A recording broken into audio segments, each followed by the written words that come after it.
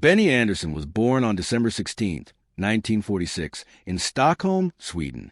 He grew up in a normal working-class family, where life was simple and focused on daily work, family values, and small joys. His father worked as a civil engineer, and his grandfather had a strong love for music, even though he was not a professional musician.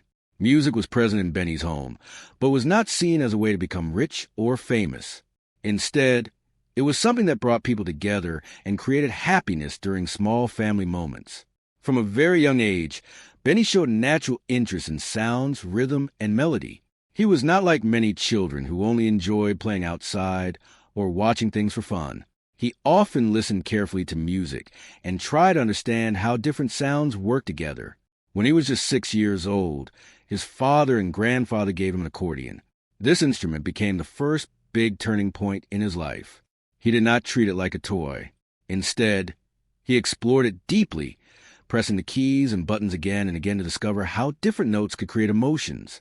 This early experience opened a door inside his mind that would later shape his entire life. Even as a child, Benny was not interested in becoming a stage performer who wanted attention. Instead, he was curious about how music is built from the inside.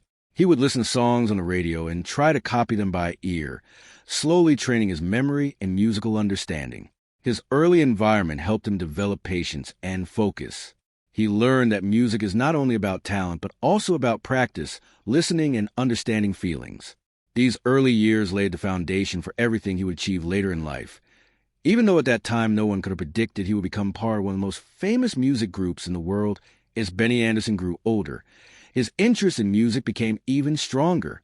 Unlike many children who needed formal lessons to learn an instrument, Benny often taught himself by listening carefully and repeating what he heard. He developed the ability to play melodies by ear, which means he could hear a song once or twice, and then reproduce on the piano or accordion. This skill was rare and showed how naturally gifted he was in understanding music. At school and at family gatherings, he would sometimes play music, not to show off, but because he genuinely enjoyed creating sounds that made people feel happy or emotional. During his teenage years, Benny began exploring more serious music styles. He listened to classical composers like Bach, who built music with strong structure and patterns, and he also enjoyed Swedish folk music, which was more emotional and traditional. This combination of structured and emotional music helped him develop a unique style of thinking about melodies. He believed that music should not only sound good, but also make sense in a deeper way, almost like solving a puzzle with emotions. Even though he was talented, Benny did not rush toward fame. He did not see himself as a singer or a star in front of large audiences. Instead, he was more interested in behind-the-scenes work, like arranging music and understanding how different instruments fit together. By the time he was a teenager, he was already playing in small groups and local performances. These early experiences taught him how real music life worked, including practice, teamwork, and learning from mistakes. He slowly built confidence, not through attention or fame, but through steady improvement.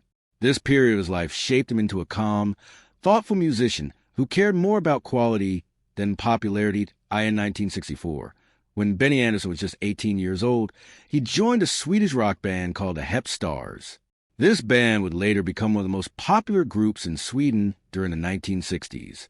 At that time, rock music was becoming very popular around the world, especially influenced by bands like the Beatles. The Hep Stars were often called the Swedish Beatles because of their sound and popularity. When Benny joined the group, everything started to change quickly.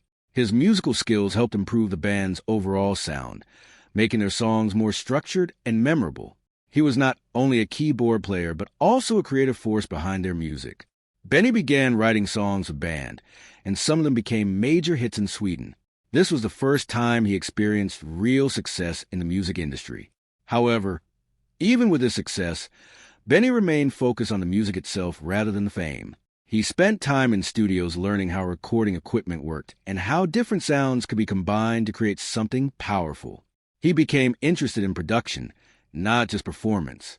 The Hep Stars gave him a strong foundation in the music business and taught him how the industry worked from the inside.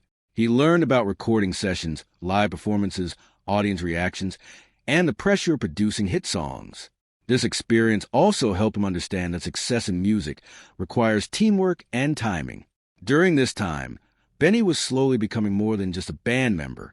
He was growing into a full music creator who understood both the emotional and technical sides of songwriting. Even though the band eventually changed over time, his experience with the Hep Stars became an important stepping stone in his journey toward international fame. One of the most important moments in Benny Andersson's life came when he met Björn Ulvaeus.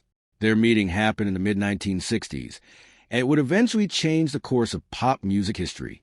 Björn was also a talented musician and songwriter, and when the two met, they quickly discovered that they shared a deep understanding of music. They both cared about melody, structure, and emotional storytelling in songs. When they started working together, something special happened. Their styles were different, but they complemented each other perfectly. Benny focused more on the musical arrangement and harmony, while Björn contributed strong lyrics and storytelling ideas. Together, they began writing songs that were more meaningful and polished than many pop songs of that time. They experimented with different styles, sometimes writing for other artists, and sometimes creating songs just for practice. During these early collaborations, they built a strong creative friendship based on respect and trust. They were not focused on becoming famous at first. Instead, they were focused on making good music that felt real and emotional. This partnership later became the foundation of ABBA.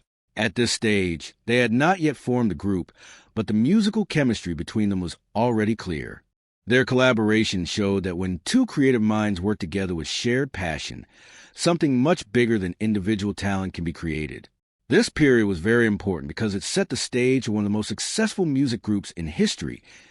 In the early 1970s, Benny Andersson, Björn Ulvaeus, Agnetha Faltskog, and Annie Frid Lyngstad came together to form ABBA. The group's name was created using the first letters of their names.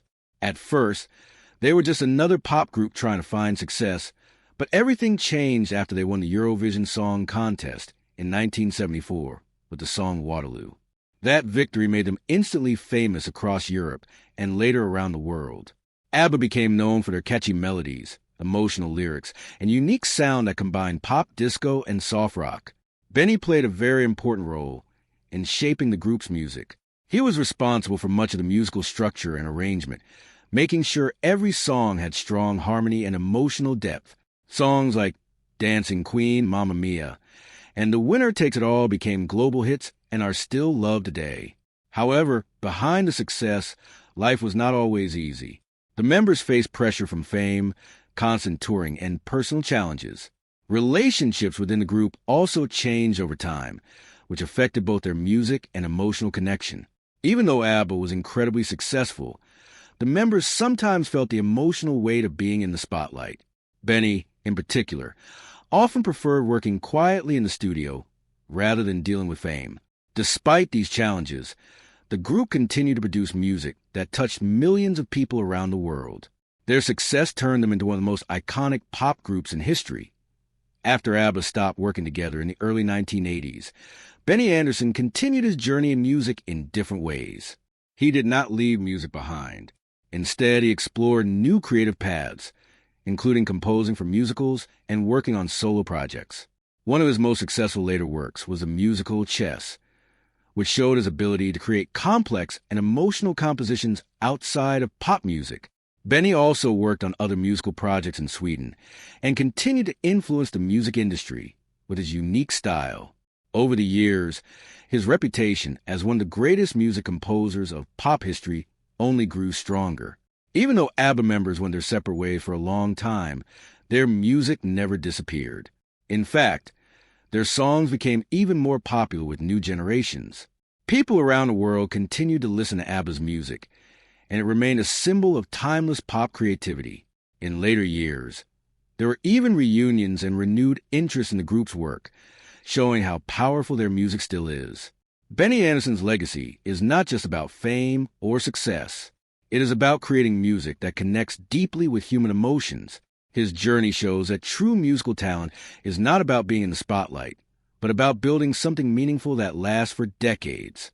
Today, his work continues to inspire musicians, producers, and fans all over the world, proving that great music never truly fades away. Even though Benny Andersson became part of one of the most successful music groups in history, his journey was not only filled with happiness and applause. Behind the bright lights and worldwide fame, there were also moments of pressure, emotional tiredness, and personal struggles that are often not visible to the public. Life in ABBA was demanding. The group had to travel constantly, perform on large stages, and meet the expectations of millions of fans around the world.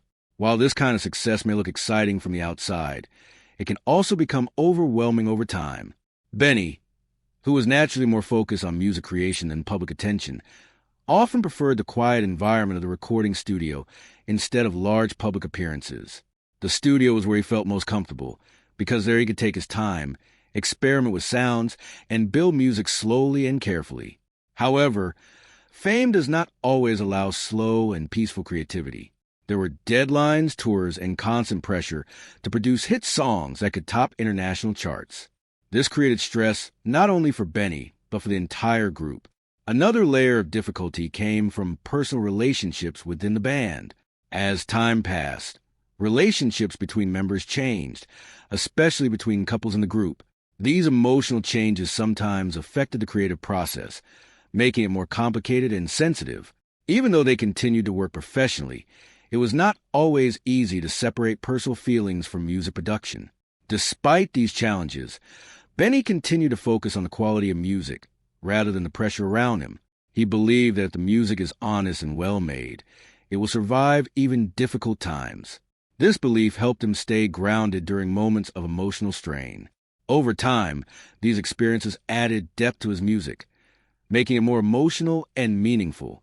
The sadness, joy, and complexity of real life all became part of his creative expression, even if he did not openly talk about it in public interviews. When ABBA eventually stopped working together in the early 1980s, it marked the end of an important chapter in Benny Andersson's life, but not the end of his musical journey. Instead of stepping away from music, Benny chose to explore new creative directions. He did not rush into another pop group or try to repeat the same level of global fame. Instead, he moved toward projects that allowed him more artistic freedom and deeper musical exploration. One of his most important works after ABBA was the musical Chess, created in collaboration with Bjorn Ulvaeus and lyricist Tim Rice. This project was very different from pop songs.